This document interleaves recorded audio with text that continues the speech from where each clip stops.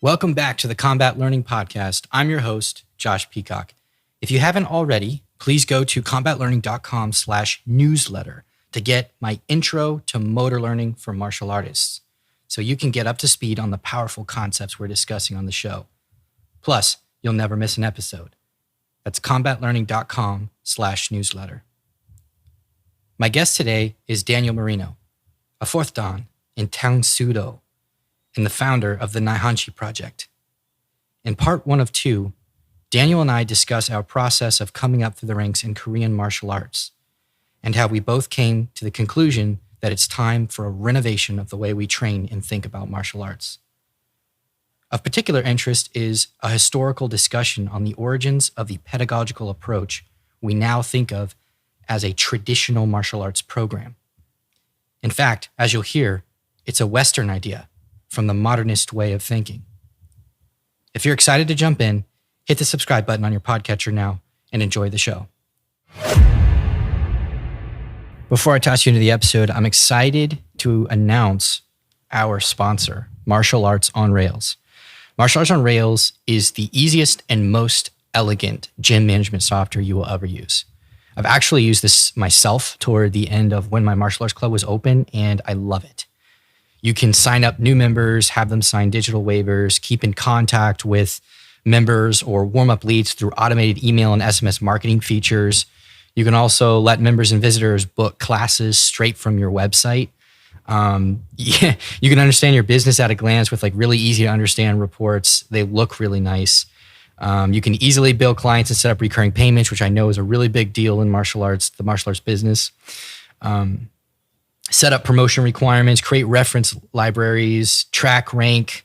And if you need one, there is a beautiful website that's ready out of the box at no additional cost, seamlessly integrated with all the scheduling, booking, marketing, and built in. It has a built-in online pro shop. So go to combatlearning.com/rails right now to get a free trial of the software. And you'll be redirected from that page to the Martial Arts on Rails website where you can sign up. No credit card or cringy sales call required. So go to combatlearning.com/rails. Yo, man, I really enjoy your podcast. I listened to the episode with Les recently, and I loved his book, and I've spoken to him a little bit. But you guys had a great talk, and of course, I've actually listened to your interview with Ian twice because I listened to it on his podcast, and I listened to it on yours. So I appreciate it, dude. That's awesome. I always like to hear from listeners. Yeah, man. Well, it's always really nice to see guys that come from a Korean martial arts background, getting into this space.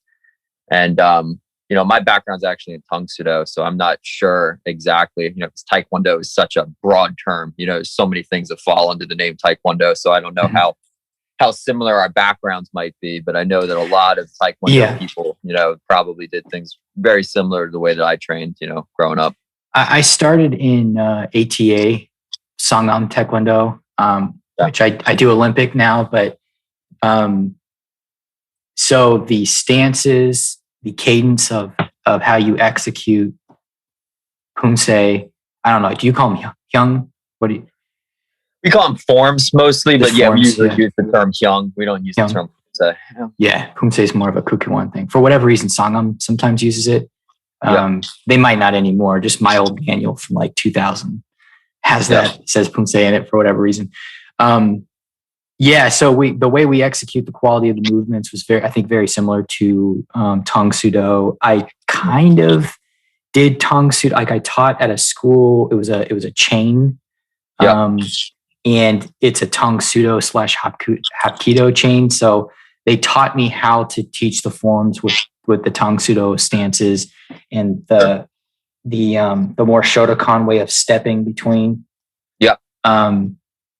And where they put the targets and stuff like that, the way they chamber and all that kind of stuff. So I have a little bit of that's not my preference as far as moving. Like I have more of a linear Kukiwan style nowadays, but definitely kinship there. That's funny because I was going to ask you about that because I happened to see, I was like, oh, Naihanchi Project. That's the Okinawan karate way of saying that form. And then I saw Chodan. It's like, oh, that's Korean. That explains the uniform. It looks like tang sudo. So I was going to ask you about that. So go ahead and go into if you want to go in a little more detail about your martial arts background and how you got to the Naihanchi Project from a tang sudo background. Sure. So I started training in the year 2000. I was 9 years old. My teacher is a guy named David Kremen. We're part of a group called Amcor Karate. And Amcor is, it's a small group, but we have about half a dozen schools in the Philadelphia area. And so that's what I learned, growing up was tang sudo, and of course, like all martial arts, these are all blanket terms, it's kind of, I would say that my experience in tang sudo might be a little bit different than a lot of other people's. My teacher, for instance, he spent a lot of time training with some very high level in instructors in Japan in Shotokan karate. So I really always considered my background, and this is not always true of tang sudo people. I really always consider my background just to be karate, just a Korean version of karate. Right.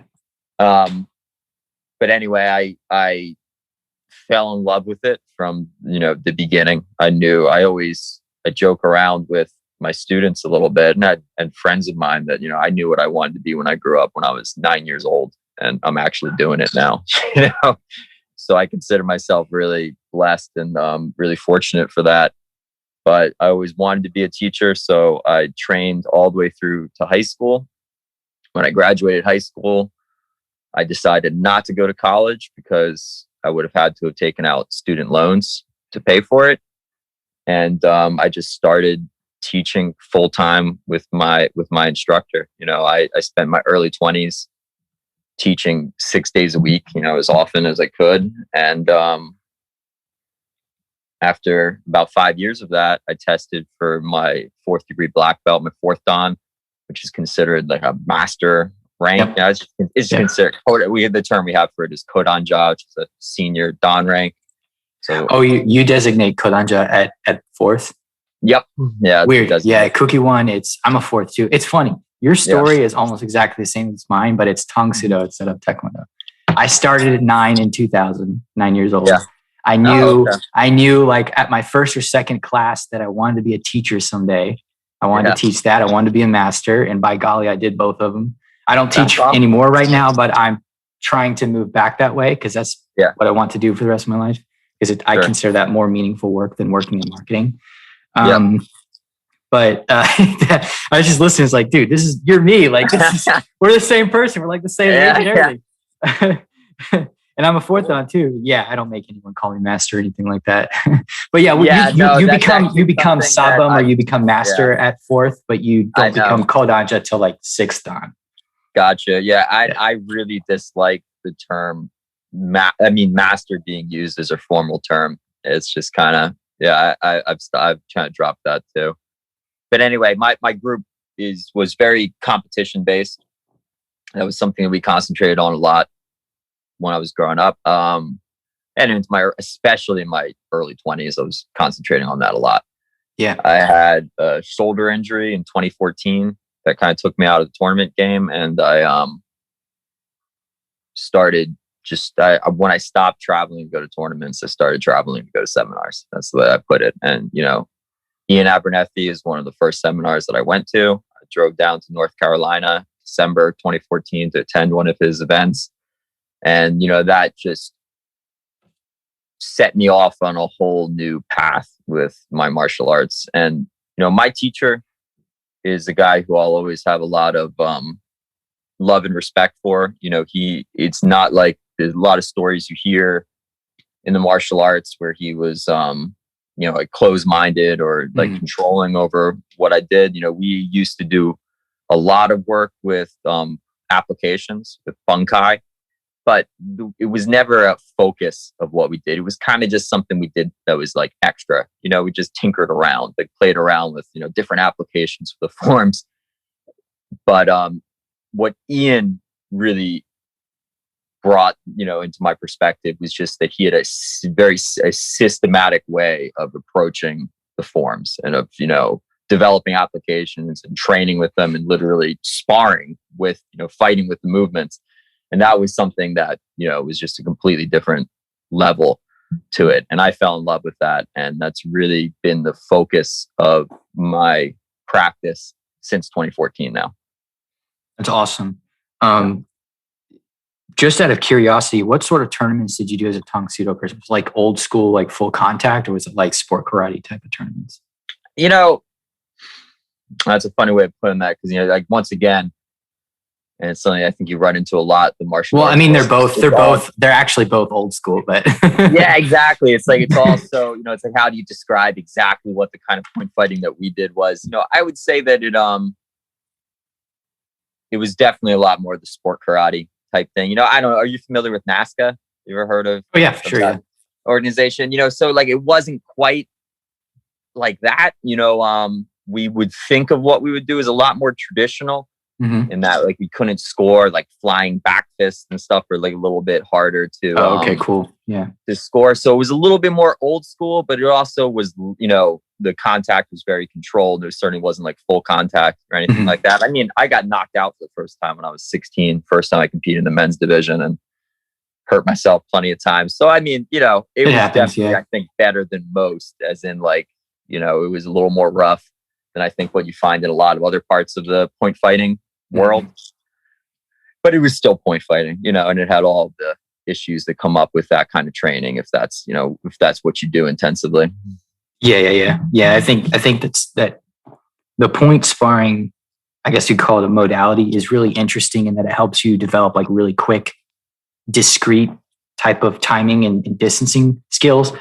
But then you lose your ability to manage and follow up with like and actually dynamically build combinations based on what the energy that your opponent's giving you.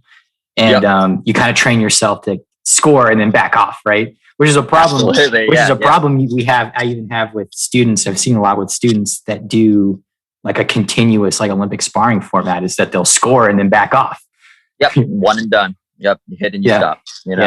It's funny. And your conversation with Les is one I listened to just a couple of days ago when you released it. So I remember you brought this up, that it's something I agree with. And it's funny about being a part of more of like a self-defense based martial arts community now, that a lot of people are so quick to criticize point fighting, and I'll agree with a lot of those criticisms. However, it's something that I really appreciate. It's something I teach to my students. It's something that I really appreciated doing when I was a kid, especially. And it was one of the better parts, I think, of what I did growing up, because it was at any kind of competition, whether you're talking about Olympic Taekwondo or point fighting I grew up doing, you can talk about how the rule sets, make it unrealistic. And you're right when you talk about stuff like that. But it still has an element of realism to it, because you're really competing. I really appreciate that I had that as a part of my background growing up, that it's not like, and as I've gone and I've cross-trained, done a little bit of other stuff since then, it's like, it's something that I can appreciate, is that it's not like I've never fought. Yes, I grew up practicing a weird, stylized, like form of fighting, but it was, kind of had that competitive aspect to it. And that's, in my opinion, been an invaluable experience that's helped me, a lot as I've moved forward into other things. Yeah. I think people that there's different tiers of, I 100% agree with you. And I also did that point sparring in the ATA when I started. And there are definitely some things from that. I was no good at it because I had terrible coaching. You were competitive, which is awesome. So, I went to some tournaments and stuff and got rocked a couple times. You weren't really supposed to hit that hard, but kids sometimes don't follow rules. Yeah. So, but the people, when people kind of become self-aware of how they train and the way that traditions are like in some ways good and in some ways screw you up as far as the human learning process goes and skill acquisition and things like that. Yeah. A lot of people, they get to where they're towards some of what Ian Abernethy is doing. And they're like, yeah, we need to cut out one step because that's ridiculous. but they don't go that, but they never get to like the third or fourth tier where they actually understand why aliveness and that sort of dynamic interaction is important and what makes it important and what makes it a better training method.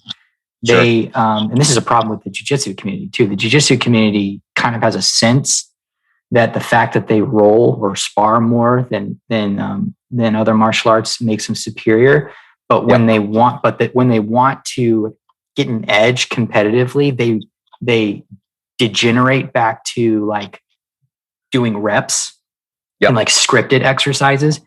And what that tells me is, and this is obvious, this is not something that I just expect people to know intuitively, which is why I do this podcast.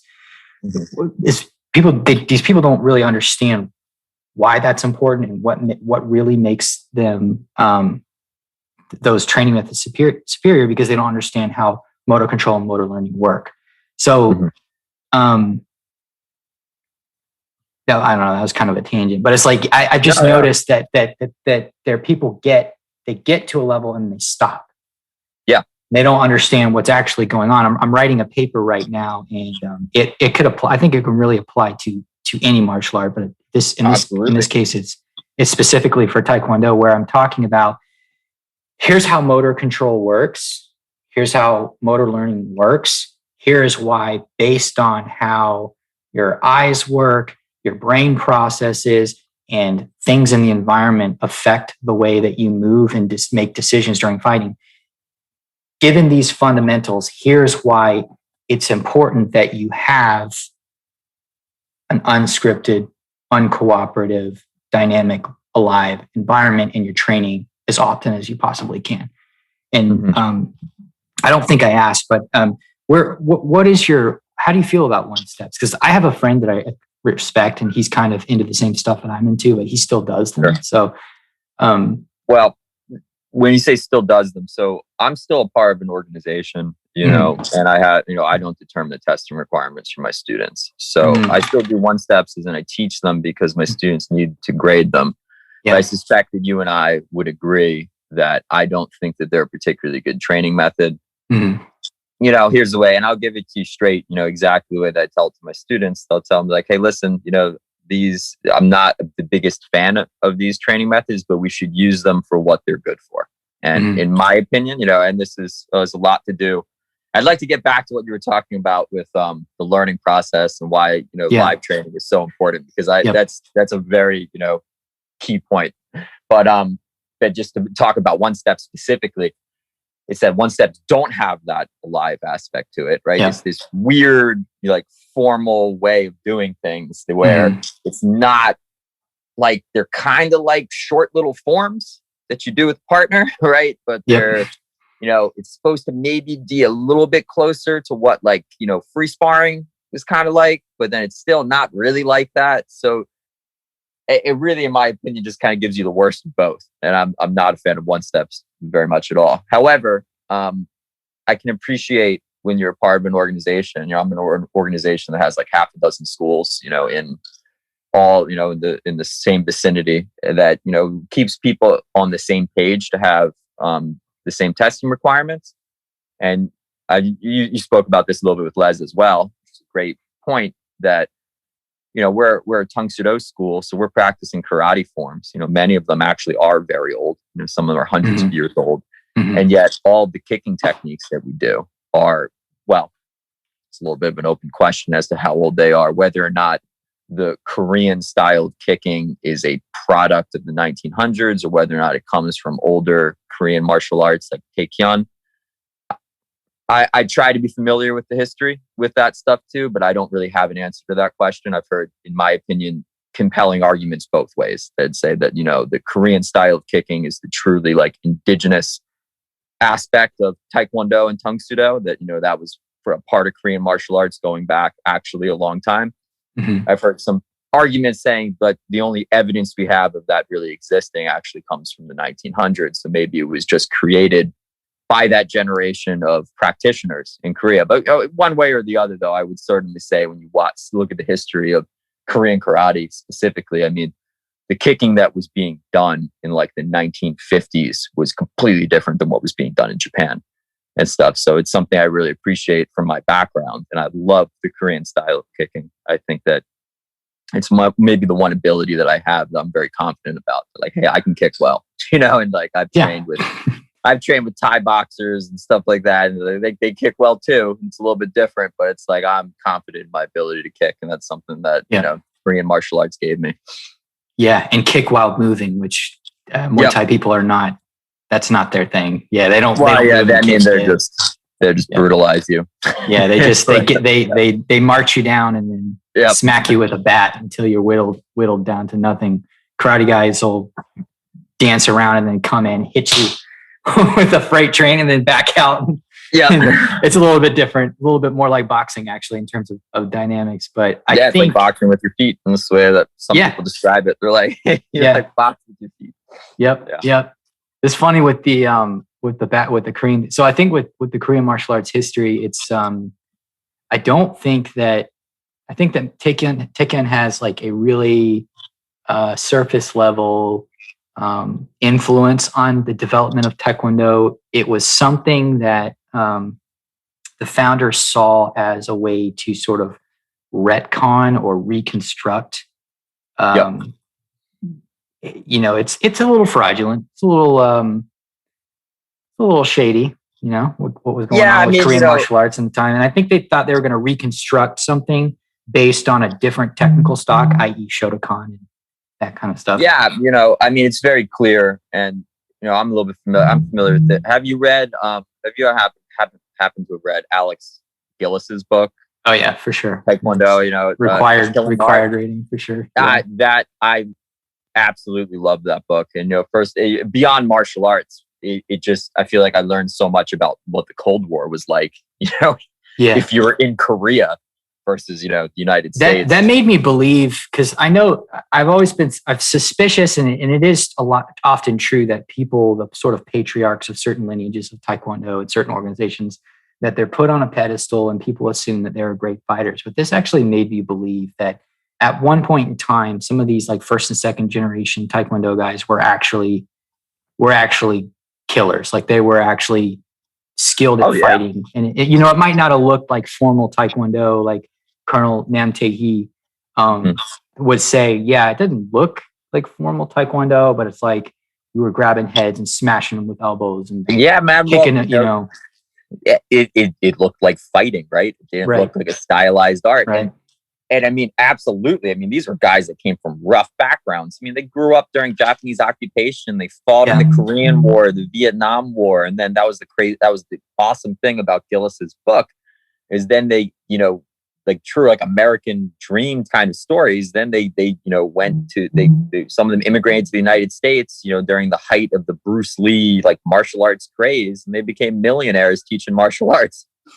It was, really great. I don't know. I just love that book because it made me understand the history of Korean martial arts a bit better. And these were not Boy Scouts that were pioneering these martial arts. These were guys from rough backgrounds. They grew up under occupation, and they fought. They were veterans. They fought in war, and it's just Colonel Nem Tae-hee has like a confirmed kill count.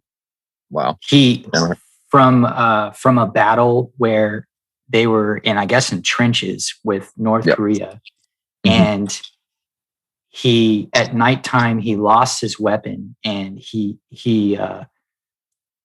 I think it was like 20 people he killed. I don't remember what the actual confirmed count is. I think he said the real count was higher, but the confirmed count was like 15 or 20 people. I haven't read the book in a while, so I don't remember the exact number. But I haven't either, and that's the thing. I need to go. I'm speaking to you now about it. I need to go back and read it again because I remember and I know he's actually since I first read it. I think he's. But he doesn't. But the kill count. But the kill count from that battle is not like bayonet and shooting. He lost his weapon because it was after a battle. It was pitch black. And he was trying to get his way out of the trenches. And so he stumbled into people in the pitch black in the middle of the night, felt their hair, because if it was like that North Korean bowl cut, he had a reasonably high suspicion that it was a communist Korean. And then he would kill the guy and then he'd keep going. So I mean that stuff was just super wild. And the Korean CIA used to recruit graduates from like Mudo Kwan, Jido Kwan, and Chungdo Kwan. You had to have ranking in Taekwondo. So there was a time at which, you know, even if they were still doing things like one steps that we wouldn't consider the best training methods, they were still like sparring enough, and they were still like had enough reps dynamically that they were actually good enough to like handle people in real life. And this is the thing at the end of the day, and I think you can learn this anytime you train a martial art, that, you know, fighting is a lot more about the mentality than it is anything else. And, you know, these were guys that had seen like real combat, you know, like they knew how to fight because they had the psychological element of it, you know. And I think that sometimes people like you and I, they're just, you know, completely different background, you know, just picked up martial arts is like, you know, like something that we just wanted to do out of interest. For us, I think that it makes the practical element that people like Abernethy do so much more important, because I don't have that kind of experience, right? You know, it's like, right. It's like you might be able to take an overall training, you know, methodology that has a lot of big flaws to it.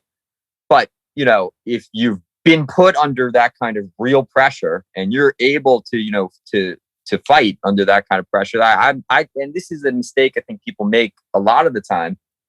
Well, they'll say, like, they'll point to some, you know, super high level karate master, and they'll be like, come on, like, you think this guy can't fight and defend himself? I'm like, oh, absolutely. I'm sure that he can. I don't doubt that. That doesn't mean that he has the best approach to training possible. And it doesn't mean that all of his students can either. Right? Yes. You don't judge the value of a system based on the very, very highest level of practitioner that have, you know, devoted the most to it. It's like you judge the overall effectiveness of the system by the average, right? Like, who's your average student? How well are they going to be able to fight and defend themselves? And that is, in my opinion, where, you know, that kind of training really falls apart. If all you do is point at the golden boys, you know, the top level guys, and be like, look how good they are, this is a representation of the entire art. You know, that's the argument I think is made a lot of the time, but I think it falls apart at that level. I'm just like, hey, and that was one that was big for me as a teacher, because it's just like, I'm teaching people now, and I really want to serve them. I want my students to be gaining experience in my school that will help them if they ever have to fight and defend themselves. And in my opinion, you just don't. I'm not going to get to that place with most students concentrating on spinning and jumping kicks, you know, like spending a large amount of the training time doing stuff like that. Yeah, I agree. It's all cool stuff. I love to do it as a kid. I still do it sometimes, and it's worth, you know, you have a long, like, getting to a place where you are skilled enough to defend yourself against most situations you'll find yourself in doesn't take that long. And, you know, there's plenty of room in someone's martial arts journey to move into that range and learn that stuff. But actually bringing that back around to like learning processes and things like that, like, you know, it's funny for me, and there's some truth to it too, because like what you were talking about, spinning kicks, there's some moves that are just like low percentage and they're implausible and they're very irresponsible to try and teach to people for self-defense. It's not that they've never worked before or they can't work. It's just that they are not, it's not prudent to try something like that because of what you open yourself up to, especially in terms of balance and just the difficulty of targeting something like that or timing it in a real situation. Yeah. And, you know, but people, they take that and then it's like Krav Maga people are like this, RBST people are like this. It's like, and they say all the same things that these crusty old traditional martial arts guys say too. It's so hilarious if they talk against each other, but they just say the same things. Basically this idea that technique selection is like that's the big thing in what makes an effective self-defense training. It just isn't even close, right? Cut out the spinning kicks. Sure. You know, you don't have to do all kinds of, you don't need to be doing complex boxing combinations. You can cut all that stuff out, fine. But, you know, your tight grouping of, you know, jab, cross, hook, uppercut, and your Hapkido-esque collection of responses to wrist grabs and front chokes are nearly irrelevant to good self-defense training. What good self-defense training is what good sport training is. And that is an environment that is as safely representative of the real thing as you can possibly get it, that is causing you to, this is more of a motor learning thing or motor control thing, that's to attune your attention to the right information sources. So when you are fighting someone and, after you've done it for a while, you intuitively start to understand where you need to anchor your gaze. So you understand where your eyes need to rest while you're sparring so that you can get the best sense of how the person is going to move or is moving at that time. Usually that's not looking straight into somebody's eyes, right? In fact, It's never the case that it's looking in their eyes. It's looking like if you're doing something more like Taekwondo, maybe it's lower on the abdomen. If you're doing something more like boxing, and maybe it's on the diaphragm, right? The upper diaphragm, because you can catch the shoulders, where the shoulders are moving more, but you still have a little bit of a sense of what's going on with the hips and legs. You also learn to tone out what you need to, or zone out what you need, what's irrelevant. When you do something like one-step sparring, and Krav Maga is almost entirely some version of one-steps, right? Because a lot of them don't spar very much. They just do those very discrete one-step type of routines where, they do the thing and then they give up immediately and you go stomp on the ground and everybody feels super tough. I haven't unleashed yet, but the things that I'm going to say about Krav Maga on this show is just going to make it blow up. But oh man, I mean, you are not alone in those. I got to tell you, the jiu-jitsu people that I've known and people that Krav Maga, I mean, any martial art, right? If it's trained correctly, if it's trained with a good approach, can be effective. But like you're saying, it's that the big thing that's often missing, right? And this is something that comes with, and you see it in karate a lot too, with the whole like too dangerous to spar with type of mentality. Yeah. It's like the need for resistance, for applying your techniques against a non-compliant partner, right? Which has issues, of course, because there always needs to be some level of safety in your training, right? So it's never going to be the real thing, but we have to introduce an element of safety to it.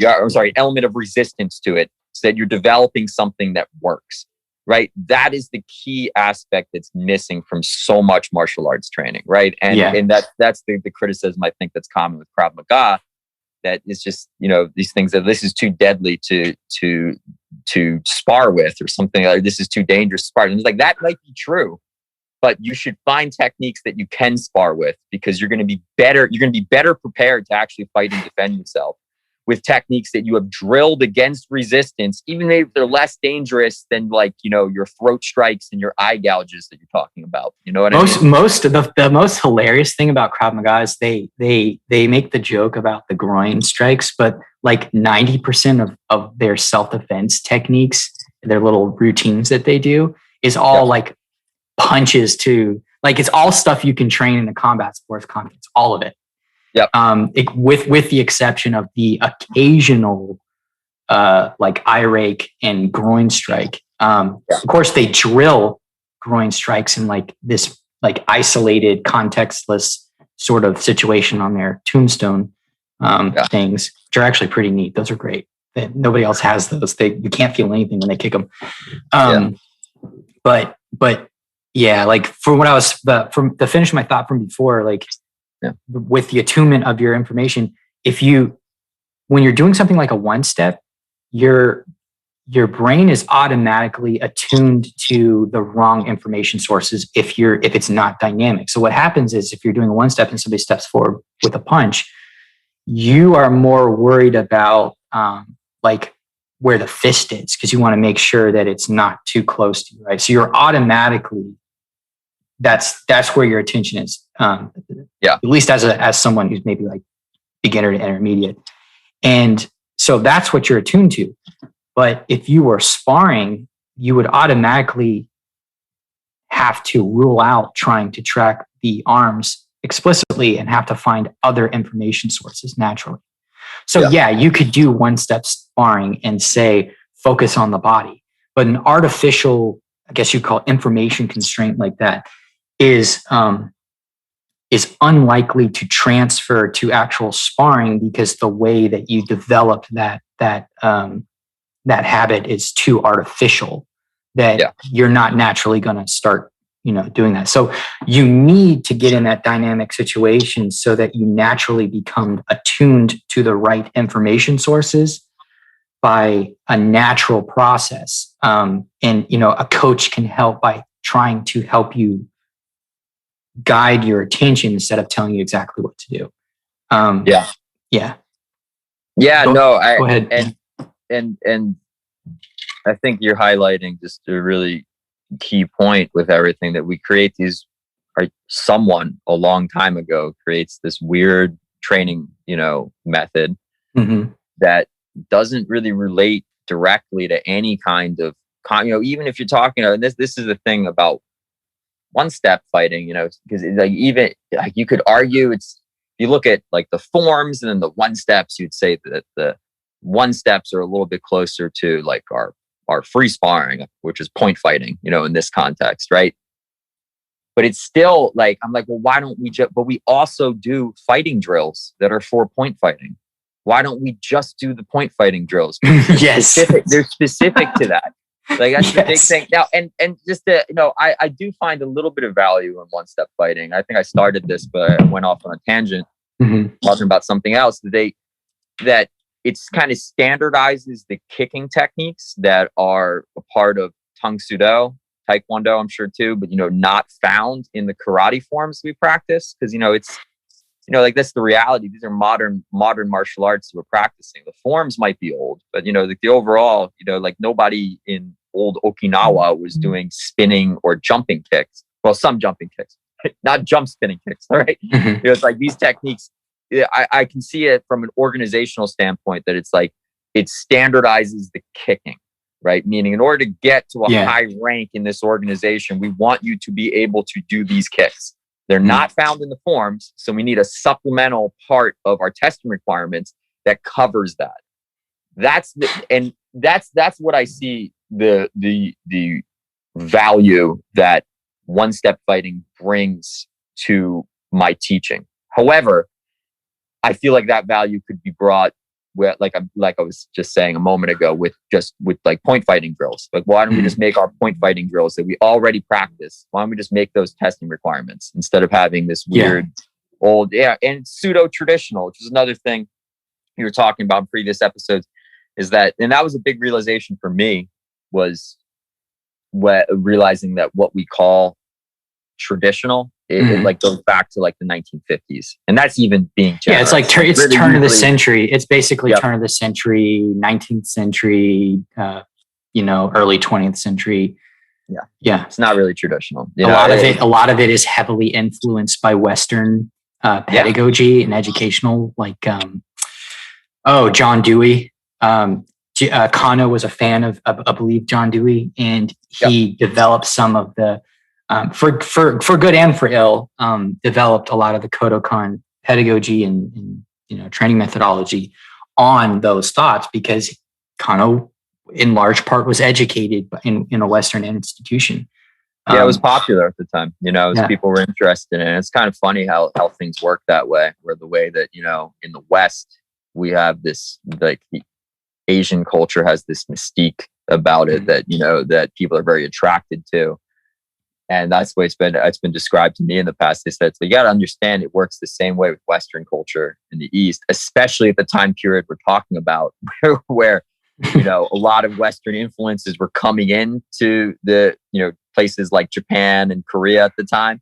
And it was what was popular, was what people wanted to do. It's like boxing and stuff like that was something that didn't really, like Western, but like boxing, like prize fighting type stuff was something that those communities were being exposed, was kind of something new that they were being exposed to at the time. And their own martial arts didn't have that, but they wanted it So they kind of created it in this weird way. And that's how you end up with point fighting. It's like, it's really bizarre. That's how you get there. But it's people. I have some other group I run, and this one guy, he thinks he knows stuff about history.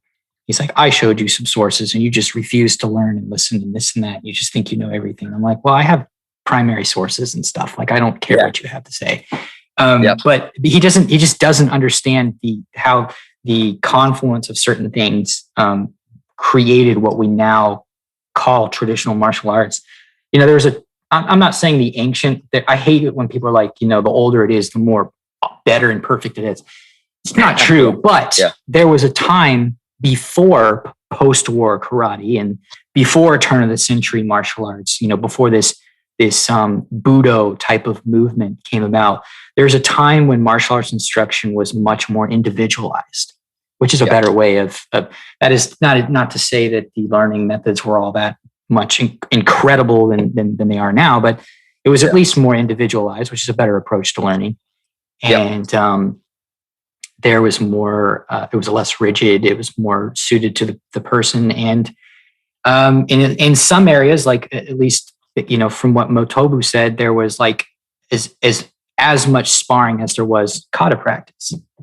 Yeah, well, he's a really interesting guy and one that I've been into for a while for that reason that, there was by no means were these people monolithic, right? In the past, there was a lot of different ways that things were practiced. And like you said, it was a lot more individual. I think people need to understand sometimes when they're, and I always try, I'm not in I read about these things. I try to understand the history, but it's never really been a focus of mine. So I'm not very confident that I'm the best person to describe this stuff, but it's like Okinawa, where karate, the little island that karate originally came from, it's not the biggest place, this was an indigenous art. It was a part of a culture that was very local, in its reality. So I think it's a mistake sometimes to assume that, old school karate was like modern MMA, it was super effective. And these guys were, really, effective fighters. And like, we don't know that, like we can look at the sources that we have. We can look at how, and Motobu's great for that reason, because he was a guy who concentrated on a small number of kata, small number of hyung, of forms, right? Yeah. Concentrate on a lot of fighting, right? When their style of fighting, and I'll butcher this term, but I think it's called kaki demeshi, was like the old school Okinawan like pressure testing that they would do. And it's what I do a lot of in my training now, in my teaching, where you grab a hold of each other, right? And while you're grappling, at that gripping range, you try to hit with elbows, hit with hook punches, execute takedowns, execute joint locks and all that stuff. Like that was the original way that it was done. In the form, the movements and the forms make so much more sense when you approach them from that perspective. They do. I think in Taekwondo and Korean martial arts immediately had moved away from that. As soon as Korean martial arts had hit the scene, I was already immediately more focused on kicking. I don't know. It's like an emergent sort of thing. Koreans are just into kicks. I think it's a part of the cultural consciousness, probably in part because of Taekyon. And the reason why I say that is because Masoyama's karate, that he wanted to be Japanese, right? But his karate has this strange adeptness at kicks, right? It is kind of coincidental. Masoyama, who was born a Korean, right? Yeah, a Korean guy who has memories of a Taekyon fighter and knew about this sort of sport that people practiced before, in the good old days before occupation. And he remembers this, and he has this sense, and like his karate just accidentally has this really great kicking sort of skill set that's way better than Shotokan and all the contemporary styles around him. That remains a part of Kyokushin to this day. Sure, it would be quite a coincidence, if that. And I've spoken to other martial artists who I respect, who I think have a good understanding of the history, and they push back on that. I think that you don't want to underestimate just the idea that people come to similar conclusions sometimes, especially when they're trying to achieve similar goals. So whether or not, to the extent that there was like a collusion, as in, Masoyama's Korean background meant that he had some connection to Taekyon, which is why you see this style of kicking in Kyokushin. Or if the Korean martial arts were developing in such a way that, they were really emphasizing developing this dynamic style of kicking. And, Masoyama, who may have been born a Korean, but lived most of his life in Japan, was living as a Japanese citizen, kind of was developing his own style and just came to similar conclusions. That's possible. At the end of the day, like, kicking is just, it's always about what you want your art to achieve. I've been told the Kyokushin, of course, like old school Kyokushin was very different, that they didn't always kick that way. He trained with Goju Yamaguchi, and there's a Goju element to Goju Kai, yeah, as well.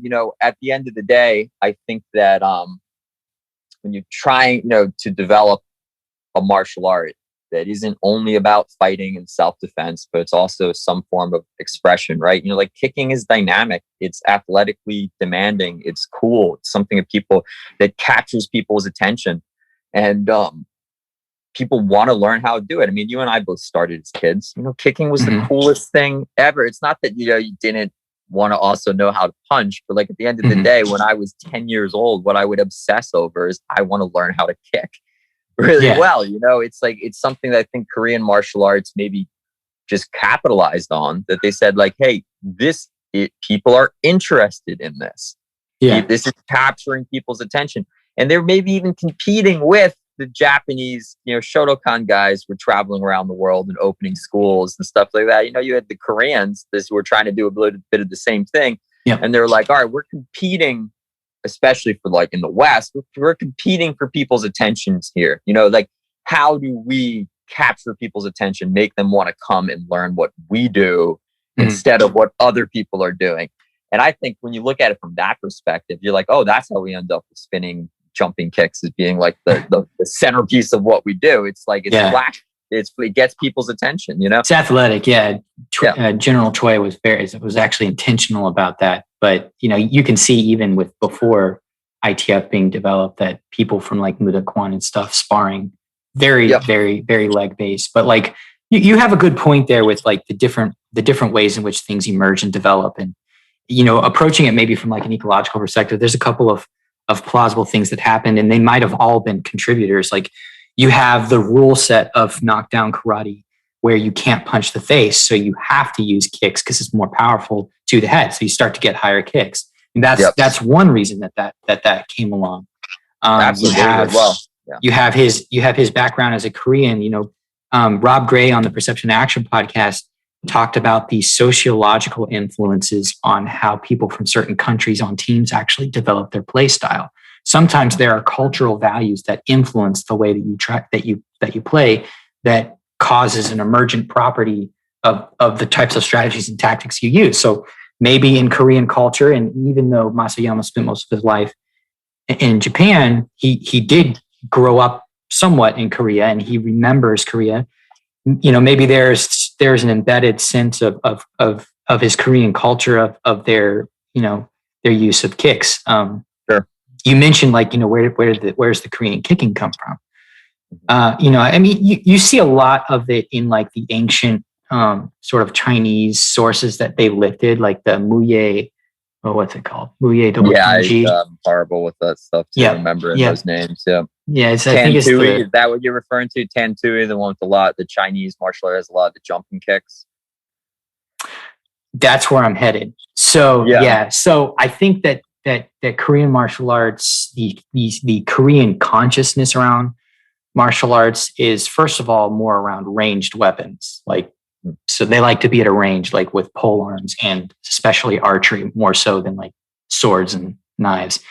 And then the other thing is that they're their martial arts before and even during the development of Taekwondo seems to be very heavily influenced more by Northern Chinese Kung Fu, which of course we know with what you're talking about with the spring leg, the Tan Tui thing, is a very kicking oriented type of thing. So is Taekwondo descendant from that? Not necessarily, but I know that it's quite certain that the founder of Mudo Kwan actually had very little, Huang Qi, I believe his name was, had very little karate training. He trained a little bit with the founder of Chengdu Kwan, but he knew Chinese martial arts. That was his thing. And the original but he started before that was like Northern Chinese martial arts, right?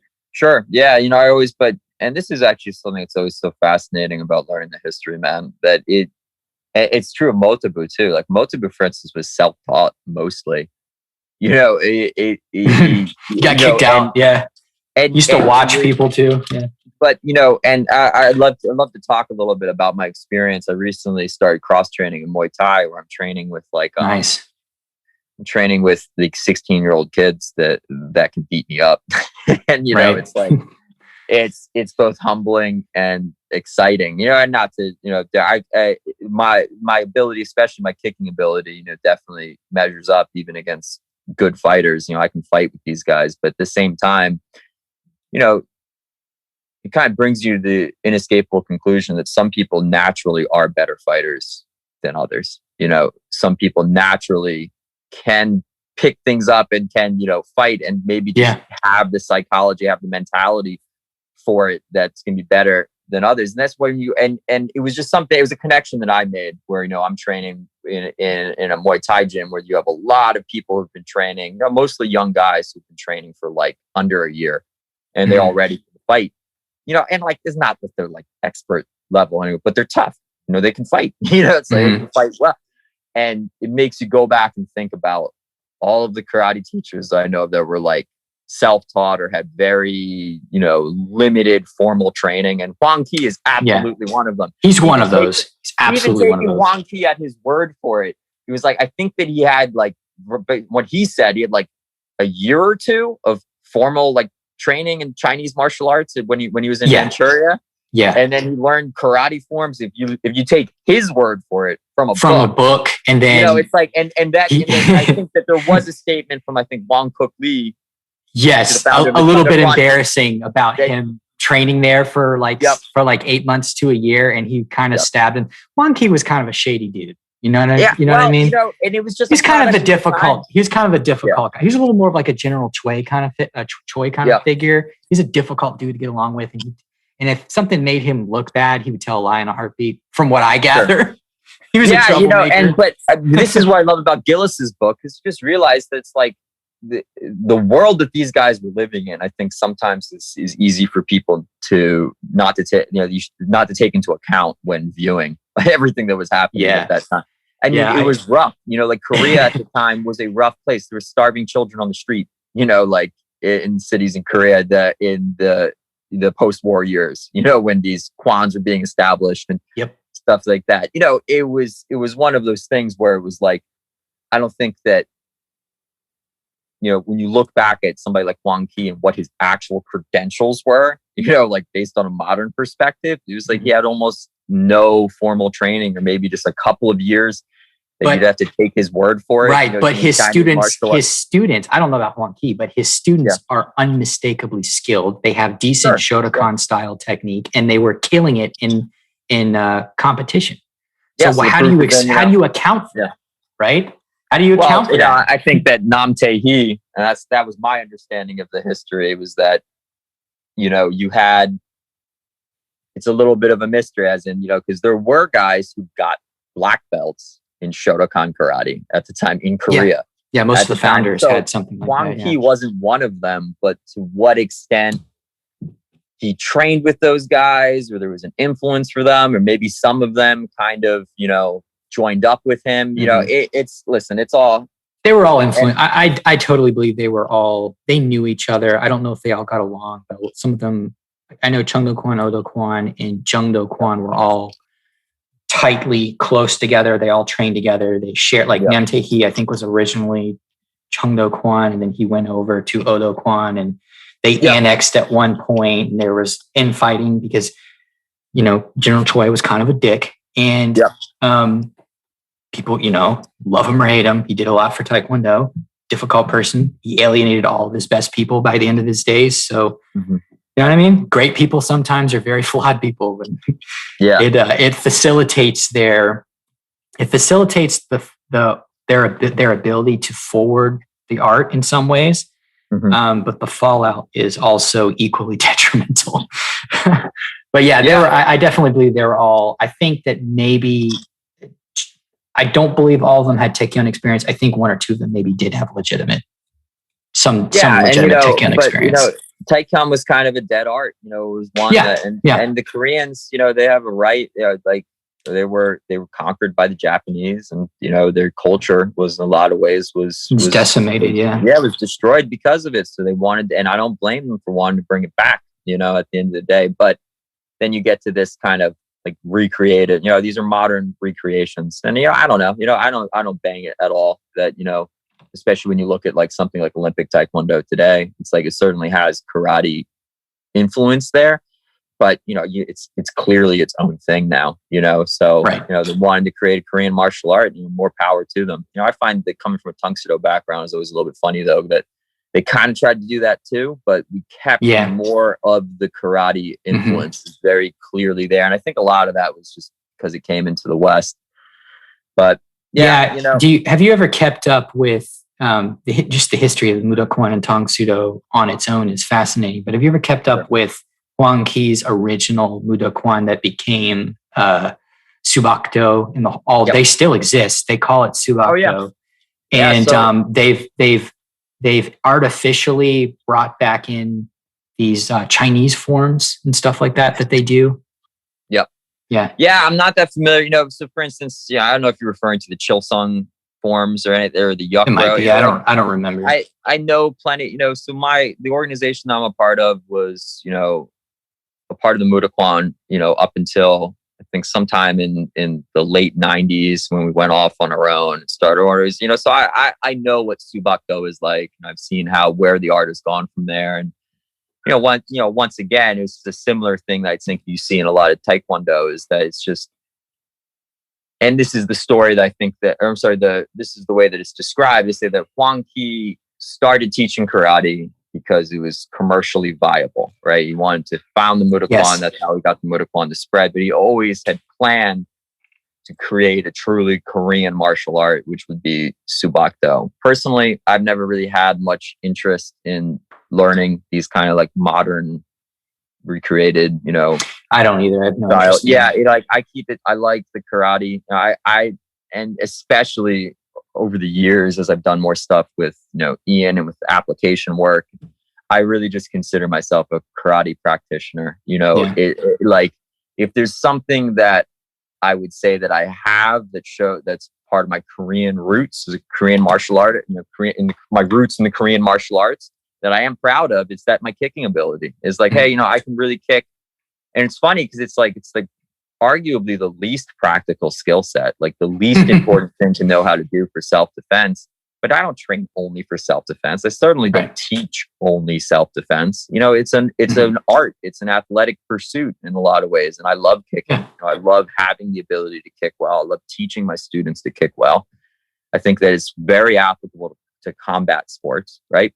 It doesn't really come into play too much with self-defense though, just because the nature of self-defense is that if you have room to be doing these kicks, and not all kicks, of course, you know, like a powerful round kick to the leg, of course, that's a perfectly practical technique that's going to apply. But, you know, any kind of head kicking, any kind of spin kicking, jump, you know, most jump kicking, I'd say if you have the space to do that, you should be trying to flee, right? It's not a true self-defense type situation. You know, self-defense kind of, you know, is what occurs when you are close enough that if I turn to run away, there's somebody right behind me grabbing me or hitting me, right? I don't have that option. If you have that range, you might be in a mutual combat situation, not self-defense, right?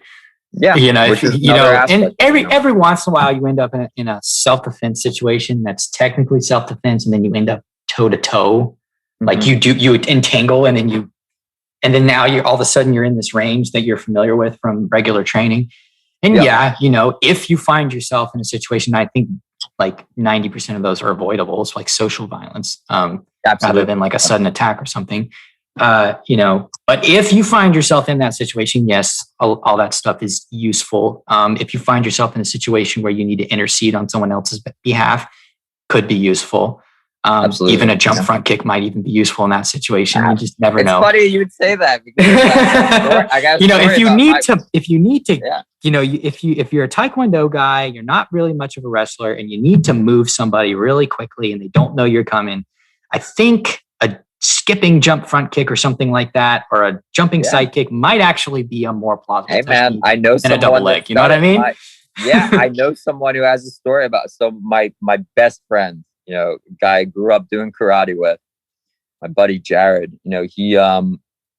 He used a jump front kick in a practical situation once where he was defending his father, actually. So they were at some kind of party. I forget exactly what it was for, but like across, the room, or I don't know if it was outdoor. Anyway, from like a distance, he saw this guy getting into an argument with his dad. Like you could tell they were yelling at each other. Yeah. And then he saw him like grab at him or something. Yeah. And my buddy ran up and blasted the guy with the jump front kick.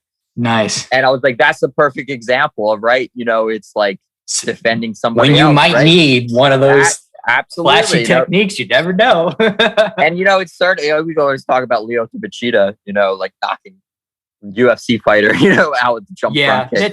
I say that's an excellent example of using in combat sports. I wouldn't say that MMA. A lot of people are like, yeah, MMA. We know it doesn't work for self-defense because it doesn't work in MMA. I'm like, well, there are some true differences between the two things. But you're totally right. It's like it can work. And sometimes you just never know when you might need an axe kick or a jumping front kick or a jumping side kick. You just, for some situation that you find yourself in where that seems to be the best option because you can recruit the most momentum and body weight at the same time. Especially if you're a small guy like me. I'm not very big. So, that might be the difference between, I've done jiu-jitsu for a while now. So I could probably just take them down. But in years ago when I didn't in jiu-jitsu, that was probably the best technique if I needed to move somebody off out of the line from hurting somebody. I could just kick. It's funny. I would say that everything I said about kicking at the same time, that is a point that I've brought up in the past, and I do think is valid. I said that although there's distancing issues with kicks and how kicks apply to self-defense, at the same time, and I'm not the smallest guy. I'm not big either. I'm 5'9", 170 pounds. So I'm actually, I'm pretty like average with all that. Yeah. But, I always assume I'm short enough that it's a good assumption to make that if someone's attacking me, they're bigger than me, right? I'm not, I'm not the big. And I think that for smaller people, the power that you can generate with your kicks, if you know how to kick really well, it's like, I am confident that my round kicks hit hard enough that I can hurt someone who is significantly larger than me with them. I have before. I've dropped people and trained it with them. And I'm not saying you can't do it with your hands too. You certainly can. But I just know from, years of experience that the power you can generate with your legs is something that's totally different than that. Absolutely. Yeah. It's the most, your hips moving. Even when you punch, your power has to move through your hips. With your kicks, it's just pure expression of hip power. Thanks so much for listening to the Combat Learning Podcast. If you enjoyed this episode, remember to leave us a review on Apple Podcasts or Google Podcasts or your podcatcher of choice. It really helps us out. Finally, this episode, including the intro music, is produced by Micah Peacock. Thanks in advance, and I'll see you on the next episode.